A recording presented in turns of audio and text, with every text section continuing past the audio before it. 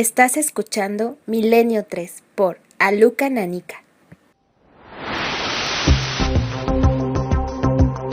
3 y 5 minutos, como siempre, como cada madrugada del domingo. Bienvenidos, comienza un nuevo viaje de la nave del misterio. Milenio 3 ya está en ruta.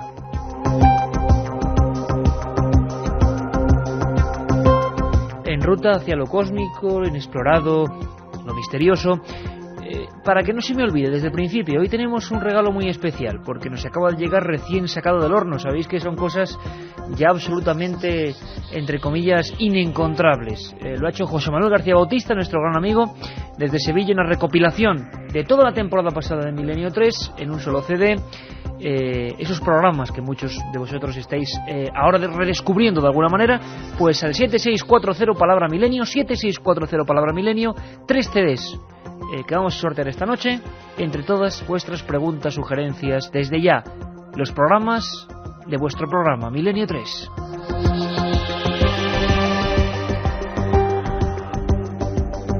Y atentos porque hay muchísimas cosas, tantas que casi para qué anunciarlas. Mejor encontrarse con ellas poco a poco, ¿no os parece? Charlie, Carlos Nicolás en la nave del misterio. Compañero, ¿cómo estás? ¿Cómo te encuentras? Dice que perfectamente. Tuvo una especie de vivencia extraña en la Pedriza. Carlos Nicolás, cada vez que se está metiendo más en estos temas, tuvo una especie de vivencia extraña, igual nos la cuenta un día. Carmen Porter, buenas madrugadas. Buenas madrugadas, Iker. Interesante lo de la misión Rama, ¿eh? Cuánta gente y cuánta polémica. Pues sí, vamos a ver si cuando venga Carlos Paz, aquí Sisto Paz, su padre era Carlos Paz. Exacto. Cuando venga Sisto Paz de noviembre podemos traerle al programa, si nuestros oyentes lo quieren, si quieren saber más de él, si quieren preguntarle in situ, pues vamos a ver. Si cuando se acerque por aquí le traemos. La gente que es muy lista, nuestros amigos del 7640 me decían, Iker, esa gente, hablábamos de lo del viernes por supuesto, decía que contactaba con ovnis previa cita, es decir, que recibían mensajes psicográficos y que esos mensajes decían un lugar, una fecha, un punto geográfico. Bien, ¿por qué no se puede hacer eso y que estemos allí los de Milenio 3? Pues vamos a intentarlo, ¿no? Si eso se puede hacer, estaremos allí. Si no se ve nada, lo contaremos. Si se ve algo, también lo contaremos. Y vamos a pasar rápidamente a una de las secciones que más ganas tengo de inaugurar en esta nueva temporada. No voy a decir nada porque para mí es un placer. Ya sabéis que Milenio es misterio desde todos los puntos de vista. También la criminología, también los criminales y sus ejecutores y sus víctimas están rodeadas de misterio. Recordamos, Carmen, además, varios datos. La gente está venga a pedirlos antes de ya cambiar el tercio, antes de que Carlos Nicolás haga su larga cambiada y nos meta en un mundo más tenebroso, sí. Carmen, fechas importantes que vienen ya de cara a los acontecimientos de la primera en Valladolid, ¿no? La primera en Valladolid, el próximo jueves a las 7:30 de la tarde estarás dando una conferencia, creo que es en la sala de la Caja Rural, en la Plaza Zorrilla. Entrada gratuita, por supuesto, y libre. Como siempre. Caja Rural, Plaza de Zorrilla, a todos los amigos de Valladolid. Hablaré un poco con nuestro gran amigo Nacho Ares de la radio y el misterio. Quiero veros, habrá sorpresas. Más cosas, Carmen. Día 22 de octubre nos vamos a Alicante. Desde el Paraninfo de la Universidad haremos Milenio 3 en directo, como siempre, con un previo, con todas las imágenes. Y con un premio para nosotros, que es estar con toda esa gente. Bueno, claro, ese es el mayor premio que tenemos, nuestros oyentes. Siguiente cita, 29 de octubre, Toledo. Vamos a decir el lugar cuando lo tengamos confirmado, porque todavía no está confirmado, pero bueno, ya lo diremos. Y por último, el 5 de noviembre iremos hasta Vitoria. Al Centro Cívico Europa, en la avenida Gasteiz, 5 de noviembre Vitoria, 29 de octubre Toledo, 22 Alicante. Por favor. Nos preguntan mucho por las entradas, ¿cómo las pueden conseguir? Que conecten directamente con la cadena SER más cercana que tengan, que les sacarán de duda rápidamente. 7640, los 3 CDs con la temporada entera del Milenio. Y ahora, Carlos, uno de esos indicativos que tú tienes por ahí, y cambiamos el tercio. La otra realidad. Milenio 3, en la cadena SER. Bueno, pues yo creo que ha llegado el momento de iniciar una nueva aventura en Milenio 3, amigos. Sabemos que hay muchísimos que os interesáis por la criminología, porque en el fondo la criminología, los crímenes, los hechos absolutamente inexplicables, tienen en algunos casos gran parte de misterio. Fueron auténticos enigmas. Muchas veces hemos hablado del hombre lobo, ¿verdad? Del crimen de Cuenca, de los sacamantecas, de los ejecutados en España, que algunos, por ejemplo, fueron inocentes, de las conversiones místicas. Quedaos con este detalle porque dará para mucho. Extrañas conversiones místicas de personas que eran delincuentes, que eran considerados escoria social y que de repente en un momento dado dijeron, como en el caso que nos contaba Alejandra Vallejo Nájera hace bien poco, María Vallejo Nájera, esa historia de un inglés que era un auténtico, vamos, casi al borde de los psico-killer, y que repentinamente en su celda, una noche como por ejemplo ahora a las 3:11, ¿os imagináis una celda oscura? ¿Os imagináis que escuchéis como un cántico? ¿Os imagináis que de repente estáis solos pero os pegan un puñetazo en todo el pecho? Y uno cree volverse loco, casi como esta voz que estamos escuchando. Se despierta y observa a un ser a los pies de su propia cama o de su propia celda. Pero no era un ser maligno, parece ser. Según ese hombre era un ángel, siempre según su opinión, y cambió su vida por completo. Conversiones místicas. Os prometimos que indagaríamos en ese tema en España, y lo vamos a hacer. Estad muy atentos. Seguro que os va a sonar esta historia. Es parte de la historia de la televisión, pero parte también de la historia de la investigación. Un fichaje para Milenio 3 en estas madrugadas, creo que de lujo. La historia de un país es también la historia de sus crímenes, de aquellos crímenes que dejaron huella.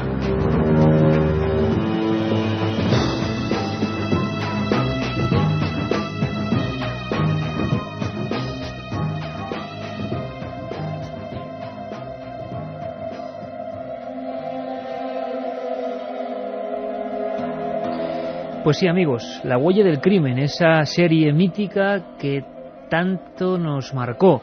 Escenas que estoy seguro que ahora mismo, escuchando estos sonidos, nos van a volver de nuevo a la memoria.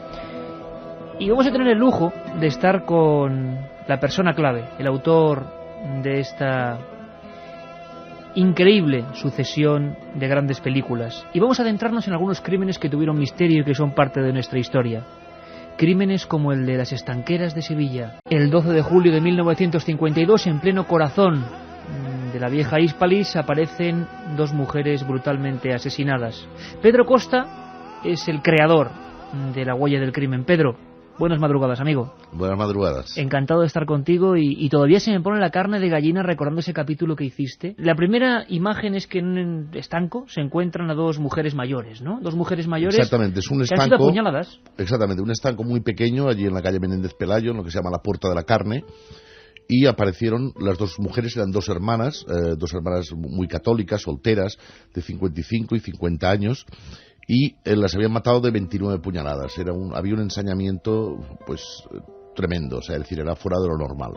Y además estaba clarísimo que el motivo no era el robo, porque estamos hablando del año 52, donde se mataba por un mendrugo de pan, y aparecieron 7.500 pesetas, una caja llena de monedas rubias, no se llevaron ni paquetes de tabaco, ¿no?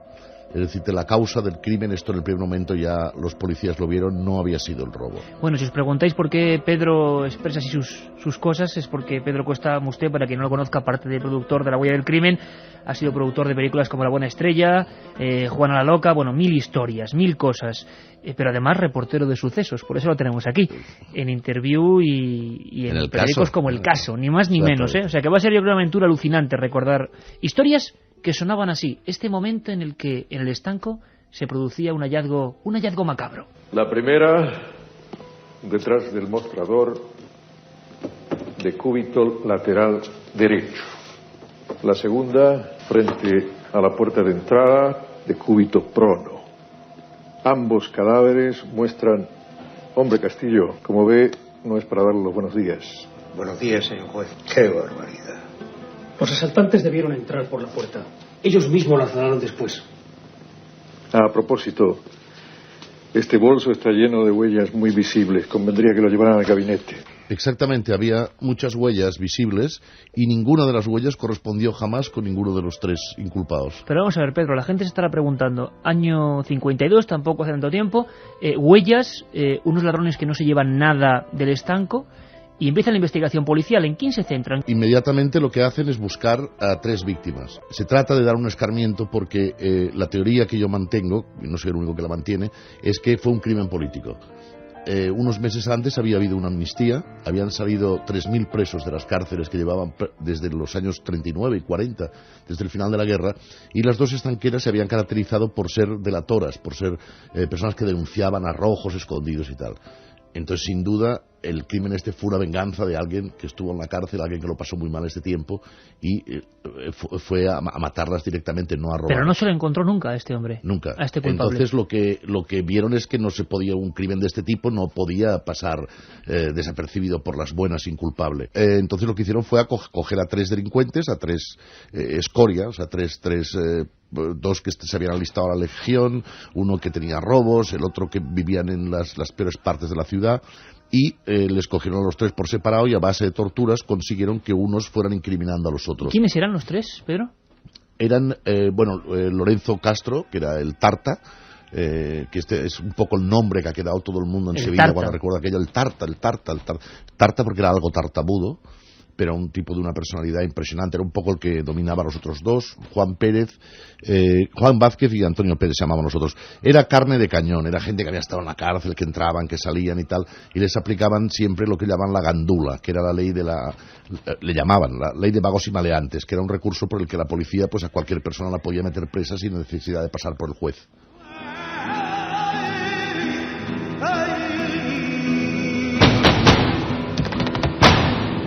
Y comienza entonces, Pedro, un auténtico infierno para el calvario de estos 3 muchachos. Es decir, no hay datos, es más, hay un policía que sale en la película, que yo pude hablar con él, en el que nunca creyó que estos 3 fueran, que creía que las líneas de investigación eran distintas, pero aquí es lo que se trataba era de encontrar a estos culpables. Estos 3 tenían que... Y ellos confesaron, se autoinculparon, como en el caso del crimen de Cuenca, como en tantos otros casos, a base de tortura. Es más, llegaron a creer que lo habían hecho los otros. O sea, los 3 estaban convencidos que uno de los otros estaba metido en el crimen. Pero entonces, claro, como les torturaban, pues decían que ellos también habían estado y tal. Entonces, pues les juzgan, les condenan, pero se va viendo que ellos no tienen nada que ver porque no hay ninguna evidencia, no hay ninguna prueba, no hay ninguna huella de ellos, no se entiende por qué no se han llevado el dinero, no concuerda con su personalidad que el crimen, porque este ensañamiento. Y entonces se llegó a movilizar toda Sevilla. Las cofradías, el obispo, un cardenal, fueron a ver a Franco y tal, y nada, no hubo clemencia.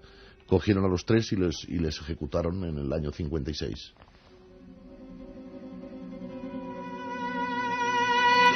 Pero lo más curioso y también misterioso, hace poco hablábamos de extrañas conversiones próximas a la muerte, es la transformación que sufren esos 3, como lo denominaba Pedro Costa, escoria de la época, delincuentes habituales, sufren una conversión religiosa impresionante. Incluso llegan a aceptar su propio destino. La huella del crimen lo recogía así. No merecemos morir por ese crimen que lo hemos cometido. Pero si hay justicia divina en este mundo, lo merecemos 1000 veces por nuestra vida anterior. Por todos los demás crímenes por los que no hemos pagado nada.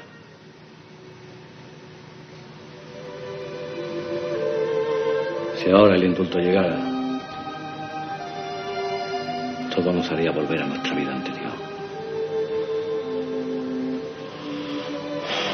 Es mejor así. Y que Dios nos conduzca. Sí, estas palabras son auténticas, son las palabras que dijo el Tarta. Sacado toda la documentación oficial que tú recogiste, ¿no? El sacerdote Fray Antequera, que fue el que estuvo con ellos, era lo que confesaban, es decir, decían, no vale para nada, hemos nacido de una forma y con una educación y vivido en un medio que volveríamos a hacer lo mismo. Es una forma, pues pagamos, por lo menos estaremos dentro de poco en el cielo. Claro, son 4 años en las celdas. 4 años, sí. Que uno dice, claro, una conversión, se refugiaron, el único refugio que encontraron fue la religión, y pensar que por lo menos estaba justificado el que al día siguiente estarían en el paraíso, estarían en un lugar pues agradable, bueno y tal, algo que no habían conocido nunca. Y a pesar de esa fe, de esa personalidad tan pía, de esa conversión total, el garrote se acciona ese 4 de abril de 1956 en la prisión de Sevilla. Sí, en ¿no? agosto de 56 creo que fue. Sí, 4 de abril del 56 exactamente, sí, en la prisión de Sevilla, porque no hubo indulto, pero esto es lo extraño. ¿Por qué con la movilización que hubo en Sevilla? Porque todo el mundo que vivía en Sevilla en aquella época sabía que eran inocentes, lo decían, están matando. ¿Por qué no se les indultó? Y la única explicación es porque se trataba de un crimen político y no se podía dejar sin castigo, ¿no?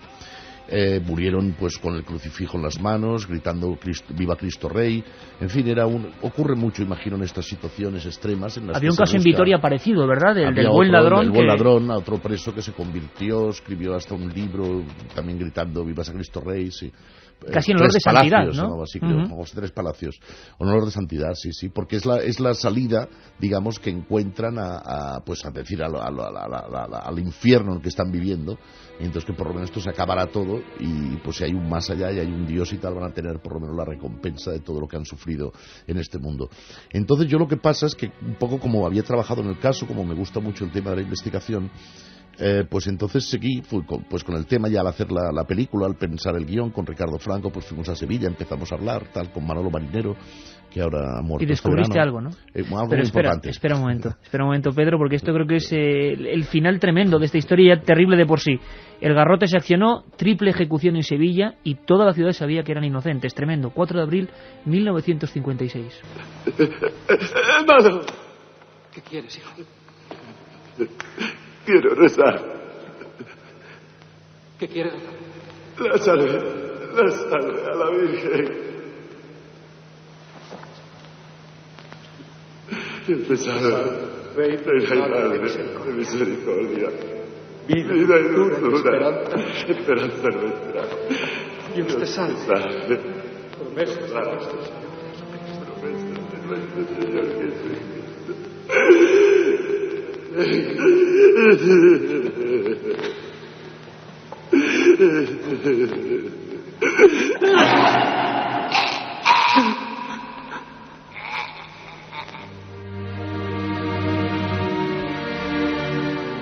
Una escena terrorífica pero real. Pedro Costa, que tiene aquí todos los documentos, informes, papeles antiguos, y al final hay una sorpresa de órdago en toda esta historia, que además el equipo de la Guardia del Crimen la descubre, porque era un secreto que se había ya medio muerto, ¿no?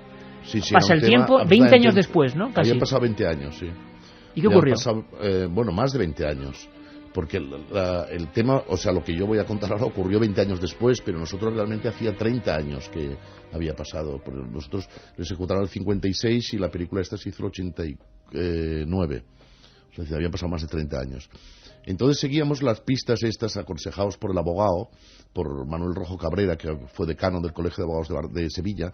Entonces nos dijo que habláramos con los policías, que era muy interesante, los dos policías que intervinieron, que en la película tiene un papel muy destacado, que se le llama El Chaval, se llamaba Antonio González Serrano, que era el jefe de la Brigada de Investigación Criminal allí, que creyó toda su vida siempre en la inocencia de ellos. En vaya remordimiento, ¿no? O sea, sí. Intervenir en esa investigación. Bueno, él no se sentía porque él no lo había dicho, fue un tema que llevaron los jueces y tal, pero estaba...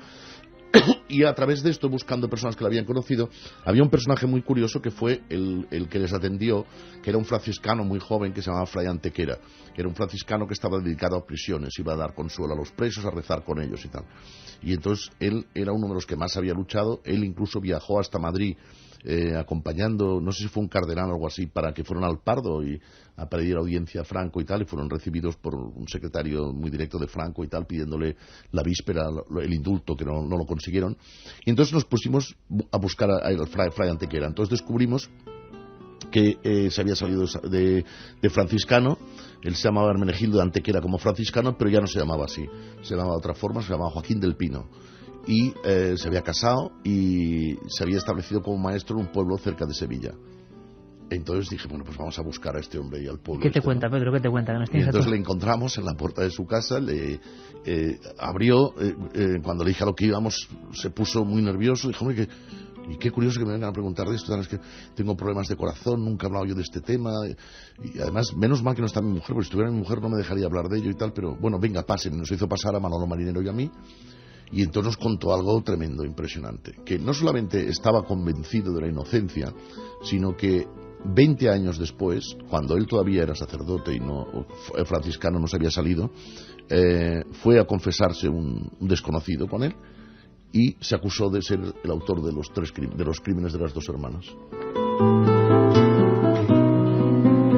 Una escena tremenda que descubrí el equipo de Pedro Costa y que el cine la vio así. Ave María Purísima. Sin pecado concebida.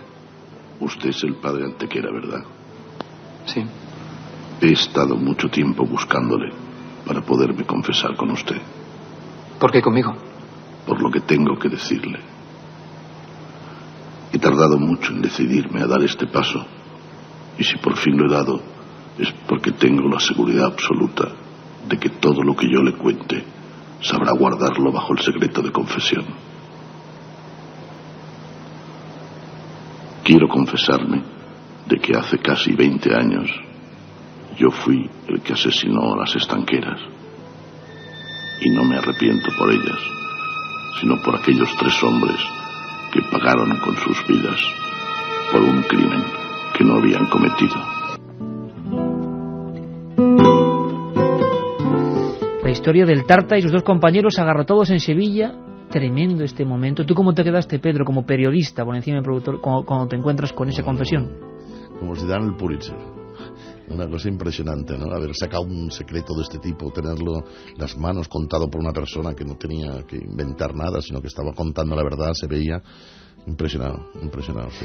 Pedro, pues la historia del crimen de las estanqueras, repasaremos algunas de las historias, la huella del crimen, como dice la historia de estas películas maravillosas, la historia de un país es también la historia de sus crímenes, y algunos además llenos de misterio, ¿verdad? Seguro que muchos esta noche han recuperado recuerdos antiguos, la historia del Tarta y los 3 ejecutados, aquí en la huella del crimen. Pedro, muchas gracias y bienvenido a Milenio 3. Muchas gracias. 7640, muchas opiniones, la gente con los pelos de punta. Ya sabéis, regalamos 3 CDs con esos programas de la última temporada de Milenio 3. Qué grande Pedro Costa. Iván de Bilbao nos dice, o sea que el crimen perfecto existe. Enhorabuena por el programa. Soy Carmen de Madrid, me encanta la nueva sección. ¿No tenéis más sorpresas? Sí, muchas más. La semana que viene, otra. No otra huella del crimen, sino otra sorpresa alucinante. ¿Sabéis cómo se llama la nueva sección? El Caminante, buscando los puntos de la geografía sagrada de España. Vamos a recomendaros lugares donde vais a poder vivir experiencias o verlos con otros ojos, aquí en Milenio 3. Ernesto de Ibiza nos pregunta, hola compañeros, ¿hay alguna forma de conseguir la colección de la huella del crimen en DVD? Pues está editada ahora mismo en DVD, merece la pena, de verdad merece la pena. Yo, la niñez me la marcó Sancho Gracia haciendo de Jarabo o Terele Pávez haciendo de Envenenadora de Valencia, pero hay muchos crímenes con mucho misterio, esos son los que vamos a centrarnos. Se puede conseguir y espero que no mucho tardar en próximas ediciones de la huella del crimen aquí en Milenio 3 podamos regalaros colecciones de esta maravilla, no solo los DVDs sino los fascículos con todas las fotografías reales.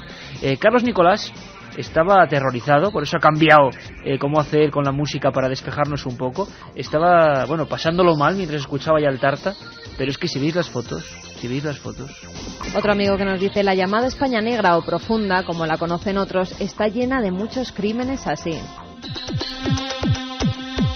Soy chofer de autobús nocturno y me lo hacéis pasar realmente mal, pero me encanta.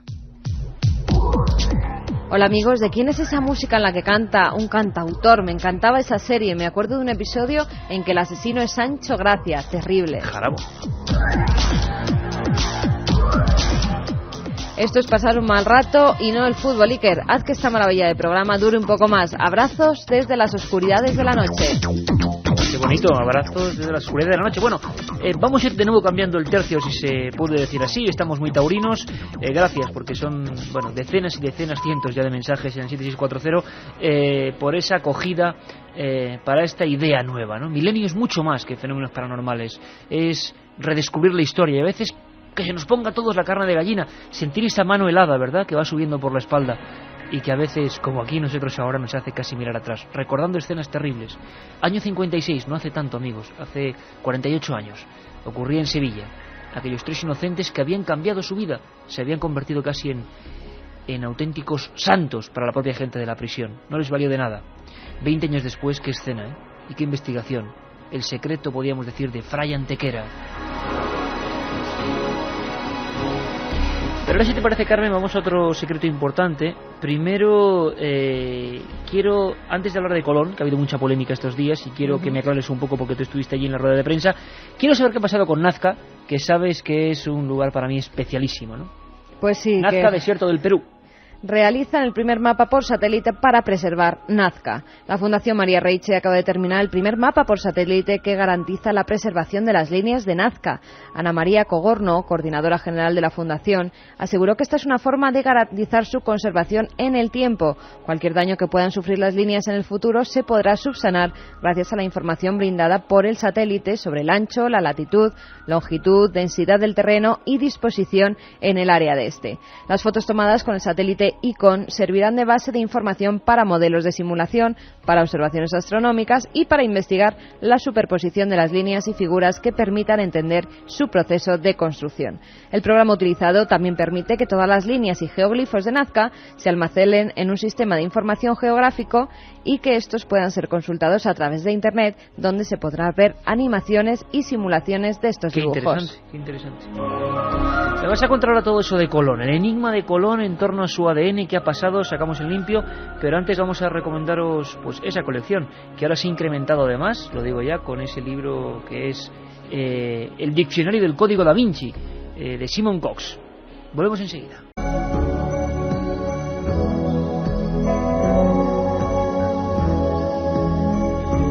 Escuchando a las 3:33 esta música maravillosa de Vangelis, las voces de Vangelis, a uno se le olvida, por lo menos a mí, ese sonido del garrote vil, esa herramienta que tantas veces ha pasado de refilón por Milenio 3, ese terrible jinete de acero que quitaba la vida y que sonaba en las vértebras del Tarta y sus dos compañeros. Para muchos, los lugares donde ocurren determinadas desgracias, y hablo de teorías que no son la mía o no puede que no la sean, simplemente hablo de hechos probados en la historia del ocultismo. Muchos piensan que en lugares con una gran densidad de fenómenos trágicos, siempre con la sangre corriendo, luego pasa algo que muchos también califican como ese nombre que siempre nos lleva a lo más íntimo: fantasmas. Y el teletipo de última hora, antes de que me hables de Colón, porque esto no podemos dejarlo para otro momento, Carmen, es que se está hablando de fantasmas en Inglaterra y de supuestos expertos que están, haciendo estudios de nuevo, ¿no? Efectivamente, Iker, un grupo de expertos ha afirmado que algunas de las ciudades más antiguas de Inglaterra, como Exeter, Canterbury, Oxford o York, tienen más fantasmas y espíritus que población real viva. Los estudiosos de la Universidad de Londres y Lincoln han asegurado que la mayoría de estos fantasmas pertenecen a los reinados de Isabel I y Carlos II, dos de los monarcas más sangrientos. El especialista David Fantarow afirmó que hay desde fantasmas de perros y gatos de la época isabelina hasta marineros y suicidas del periodo de Carlos II. También añadió que uno de estos espectros es el del juez Jeffreys, quien en 1685 presidió el llamado juicio Bloody Assizes, en el que condenó a muerte a más de 200 personas por haber traicionado a Carlos II. Al parecer, el terrible juez y el de muchas de sus víctimas aún se pasean por Exeter, el lugar donde murieron. Esto me ha devuelto una imagen de castillos, de fantasmas, pero si somos críticos, hombre, el tío se llama David Fantarow, también tiene bemoles. Y además, yo no sé, los fantasmas se presentan: hola, buenas, soy el juez Jeffrey, yo asesiné a 200 personas. ¿Por qué os leemos estas noticias? Nos quedamos con un halo, ¿verdad?, de misterio, pero ¿qué clase de expertos son estos? Que estén en universidades no quiere decir que sean más rigurosos o menos. Expertos en parapsicología. Sabéis que es que en algunas ciudades europeas, en algunas cátedras, hay cátedra de parapsicología dividida de la cátedra de psiquiatría. Bueno, curioso, eso de que hay más fantasmas que vivos. Yo sigo pensando siempre, yo no sé vosotros, que a mí los fantasmas que me dan miedo son precisamente los de los vivos.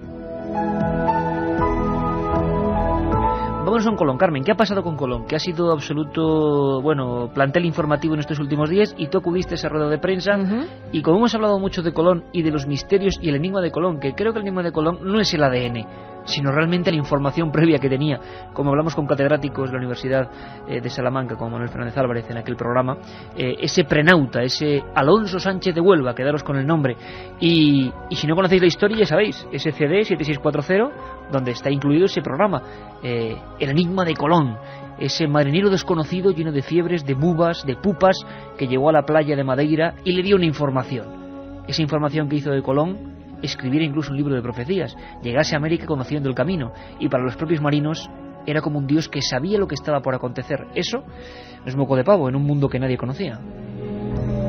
O sí que se conocía. Cuéntanos, Carmen. Pues el viernes sí que estuvo en la rueda de prensa que daba pues multitudinaria, ¿no? Todo un equipo de Discovery, que es el que ha hecho un documental sobre los restos de Colón, donde pueden estar. Se planteaba la teoría de que podían estar en Sevilla o en Santo Domingo. Bueno, estuvimos hablando con los expertos, estuvimos escuchando lo que decían. José Antonio Lorente, que es el director del Laboratorio de Identificación de la Universidad de Granada, fue el que realizó los análisis a esos huesos que presuntamente eran de Colón y se encontraban en la Catedral de Sevilla. La verdad es que no dieron muchísima información de lo que había sido. ¿Adrede o no? No, yo creo que lo vendieron como otra forma, como que habían descubierto que los huesos de Colón eran verdaderamente los de Sevilla, pero en la rueda de prensa no fue así.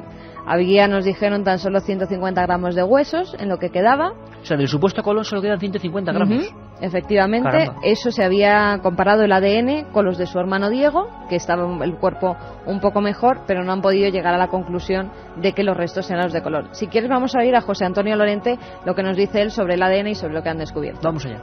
Y me propusieron la idea de poder estudiar el ADN de Cristóbal Colón y compararlo con el de su hijo y con el de su hermano, que sería la única manera de poder llegar a una conclusión más o menos válida sobre la ubicación de los restos de Cristóbal Colón. Si conseguimos llegar a una conclusión sólida sobre dónde están los restos de Cristóbal Colón, a partir de ahí, dependiendo de la cantidad y la calidad del ADN, se podría tratar de ir a una segunda fase técnicamente muy complicada y estadísticamente muy compleja, cuál es la de saber cuál es el origen de Cristóbal Colón en base al ADN o con base en su ADN.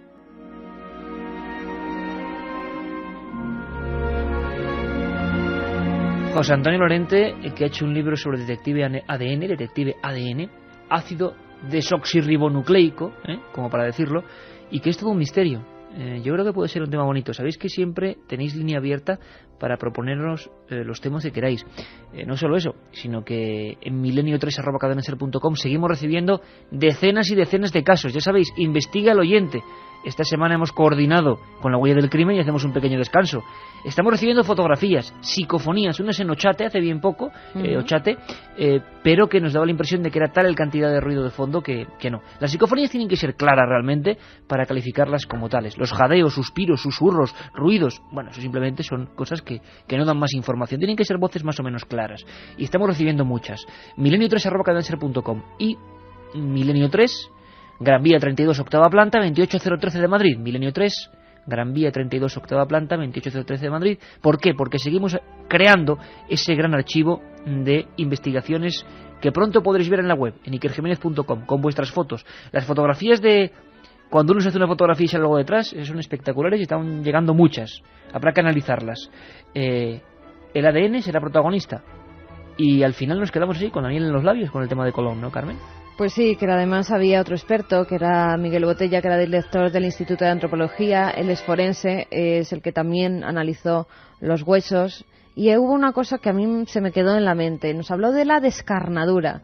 Es una operación que estaba reservada a los nobles y a las clases altas, mediante la cual se quitaban las partes blandas, se dejaba tan solo el esqueleto, principalmente cuando se preparaba el cuerpo para trasladarlo a otro lugar. Y había una marca en uno de esos huesos que podía pertenecer a una descarnadura.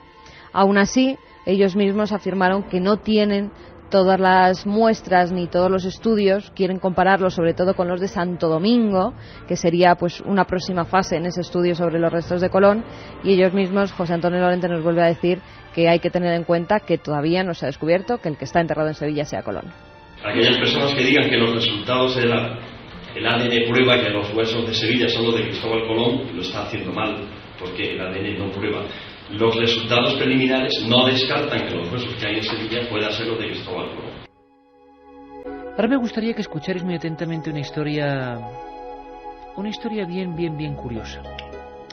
Los que investigamos estos temas habitualmente nos encontramos innumerables sorpresas. ¿Cuántas veces los legajos y los viejos libros han resultado absolutamente claves para iniciar una investigación, ¿no, Carmen? La verdad es que y además sí, cuando no buscas eso. A mí me gustaría transmitiros la emoción que siente el buscador, sea periodista como nosotros, sea investigador a secas, sea curioso, lo que sea historiador, sea en cualquier rama del saber, en la curiosidad. En eso sí que tenemos todos ilusión por estar matriculados, en la curiosidad. Bueno, pues cuando uno busca, se encuentra sorpresas. Una de las últimas, me gustaría que el protagonista, que es José Manuel Frías, un estupendo investigador y también colaborador y compañero de este programa, director de la revista Límites en Internet, además muy activo, ya sabéis, es la persona que nos mostró toda la realidad compleja del cortijo jurado y tantas historias. Bueno, pues José Manuel, que está muy inquieto, está investigando otras cosas que ya nos contará, y resulta que se encontró un viejo libro. Bueno, pues podríamos hablar de un libro de la protohistoria de los extraños fenómenos del cielo.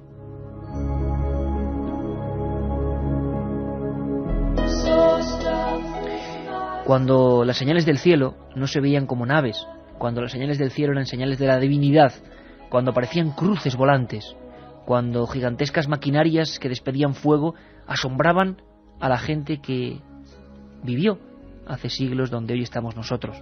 En este caso, podríamos decir que el doctor Berdmar sería uno de los primeros investigadores OVNI de este país. El hallazgo, la exhumación de este libro completamente desconocido, creo que es maravilloso. Una especie de eso, de guía del buscador de misterios. ¿Os imagináis? Hace tantos años. Vamos a que nos lo cuente el protagonista. José Manuel Frías, buenas noches. Buenas noches, amigo.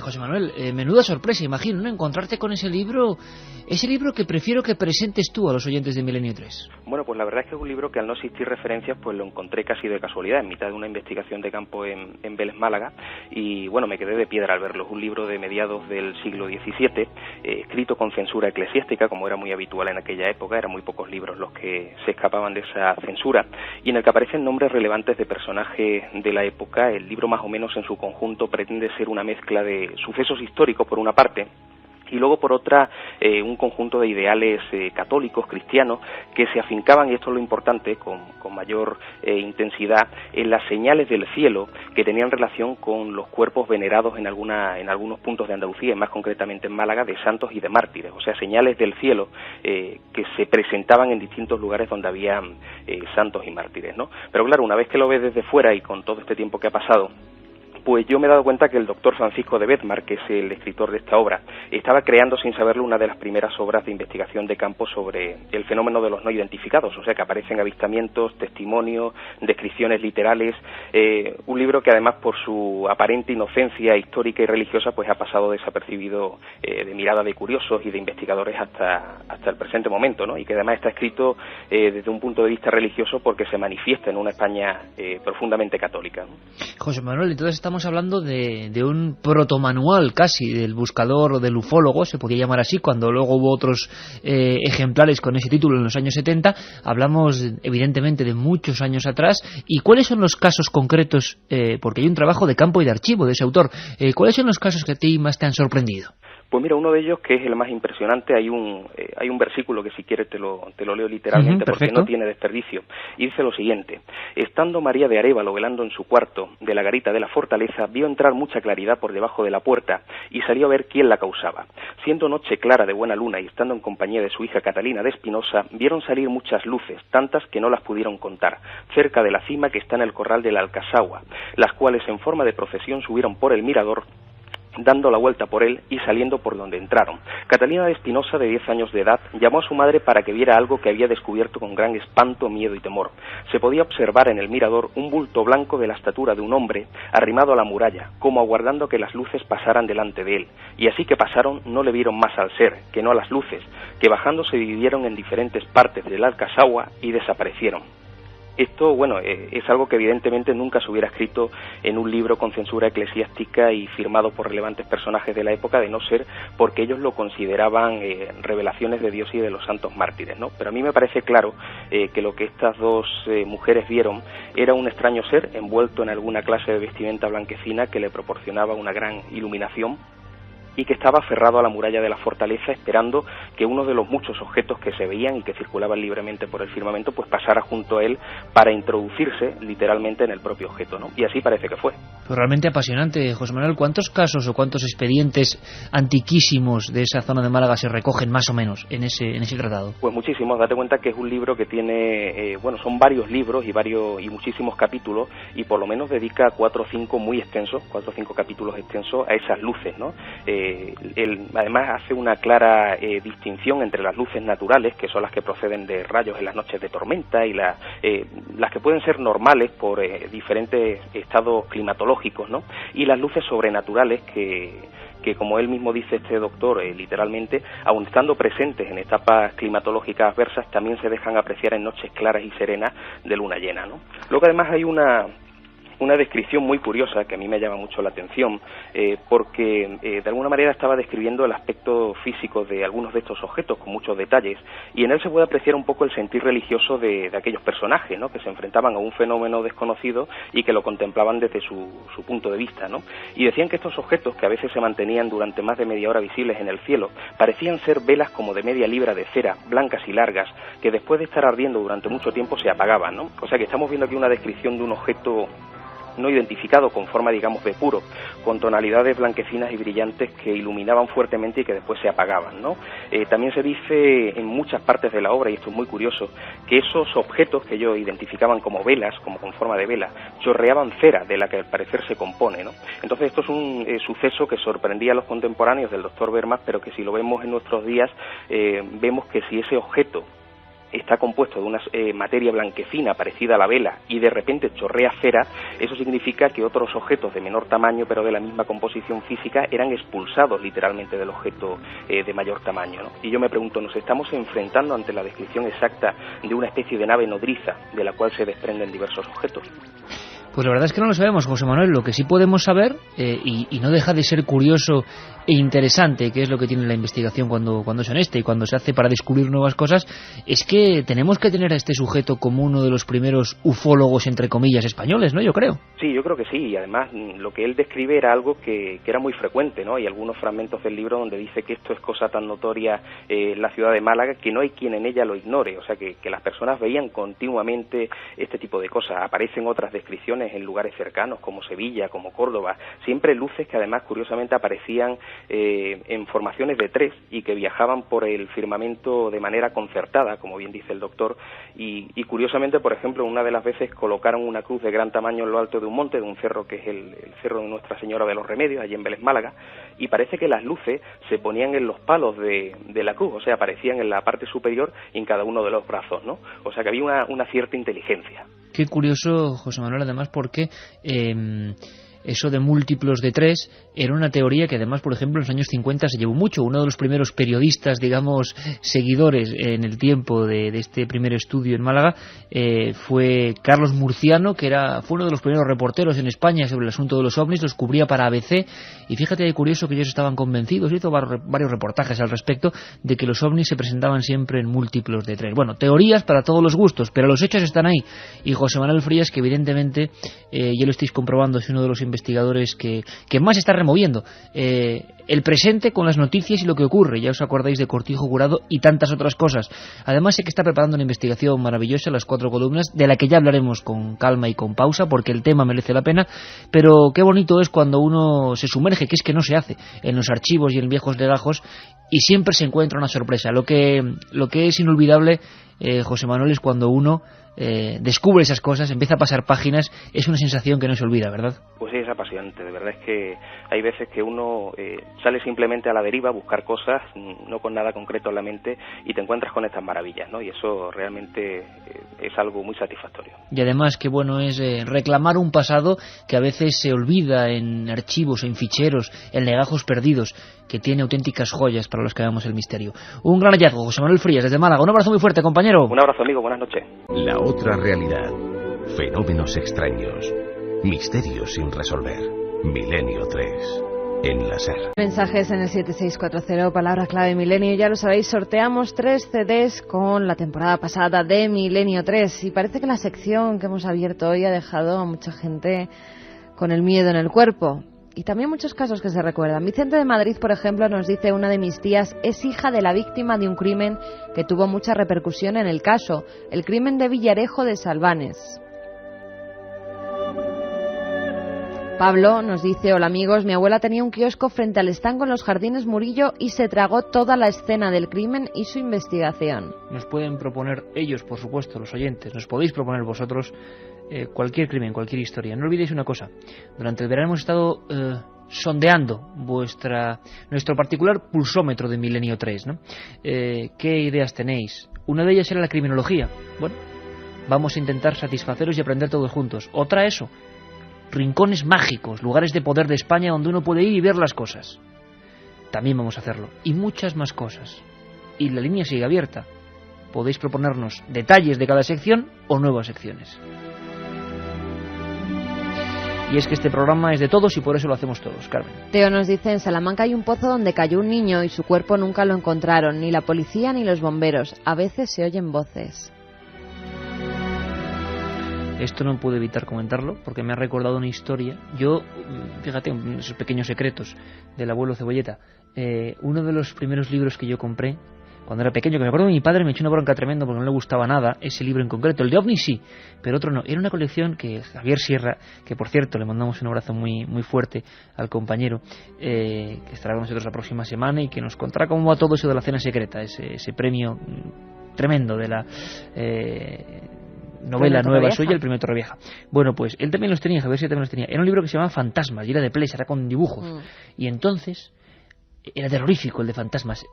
No me olvidaré nunca. La portada era una especie de sábana, de calavera ensabanada que te miraba. Y había una historia que era la de un minero que había tenido desgracia de que una especie de gigantesco alud de piedras con barro le había caído encima. Y se había quedado el montón. Y estaba la fotografía. Una fotografía en blanco y negro. Y decían que todavía 20 años después, cuando se pasaba por allí, el viento provocaba los lamentos de ese minero que aún clamaba justicia. Historias que cuando eres niño evidentemente te marcan. Vamos con algo más bonito. Antonio de Alicante: estoy en un establo ayudando a parir a una yegua. Gracias por hacer las madrugadas más interesantes que nunca. El potro se llamará, y se ha cortado el mensaje, que nos diga cómo se va a llamar ese potro. Milenio, UFO, lo que quieras. Buen bautismo, amigo. Oye, por cierto, antes de seguir con los oyentes, no podemos dejar el programa sin algo menos amable, Carmen, precisamente. La verdad es que sí. Un tema de esos que, no sé, de esos que Carlos a veces dice: mira, vamos a ambientar el asunto.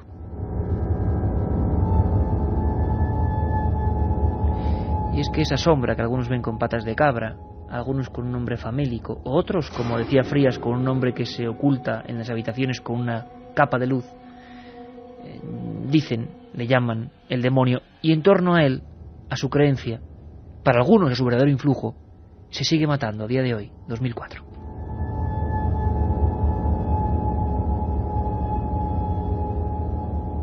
Dos hermanos que aseguraron estar poseídos por espíritus malignos mataron a hachazos a un hombre de 66 años e hirieron de gravedad a otras 7 personas en la localidad de Harare, en Zimbabue.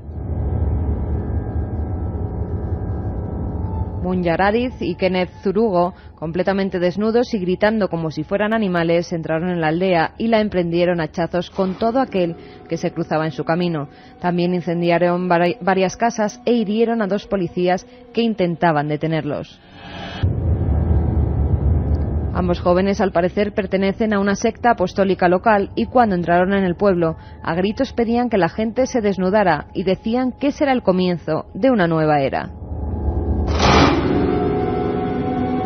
La policía de Harare tuvo que enviar un camión con refuerzos policiales para detener a los 2 hombres que durante 8 horas sembraron el pánico entre los vecinos.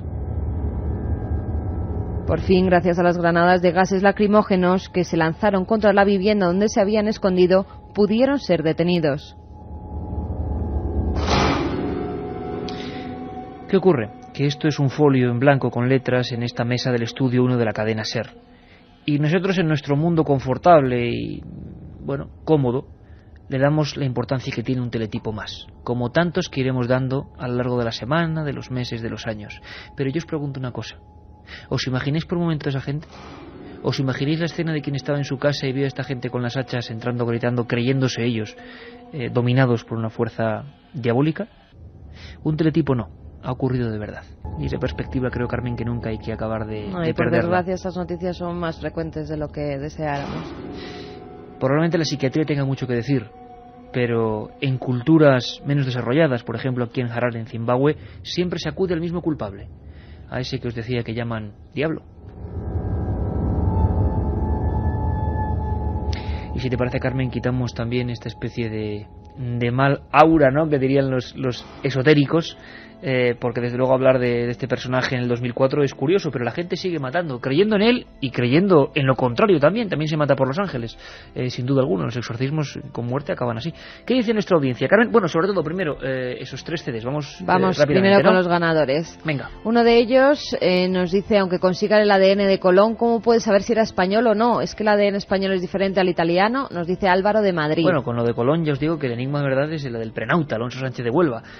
Habrá que retornar a esa historia, ¿no? Pues para él un CD para él. Pablo, que nos decía, hola amigos, mi abuela tenía un kiosco frente al estango en los Jardines Murillo y se tragó toda la escena del crimen y su investigación. Pues otro CD para él.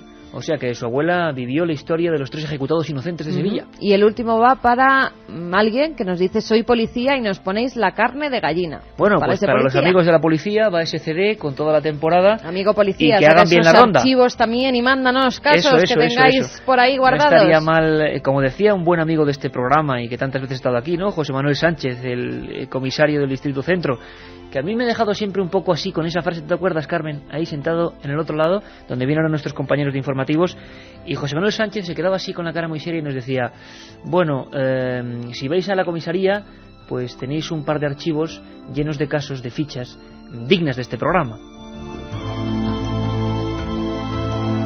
Nos dejó evidentemente con la miel en los labios y nos contó muchas cosas, intervenciones de la Policía Nacional en estos supuestos asuntos extraños. Bueno, nosotros nos vamos, de momento ya sabéis, Valladolid, el jueves a las 7:30, Caja Rural, y ya Alicante, Vitoria, Toledo, emitiendo desde allí, 22 de octubre Alicante, 27 Toledo, 29 de octubre Toledo, y 5 de noviembre Vitoria, con público. Bueno, informaos por favor en las cadenas SER locales, y lo que esperamos es que seamos todos, de nuevo, como siempre ha sido, una gran familia. Os dejamos con las noticias, que ya ves que son muy movidas y muy importantes, y algunas realmente impactantes también. Un abrazo.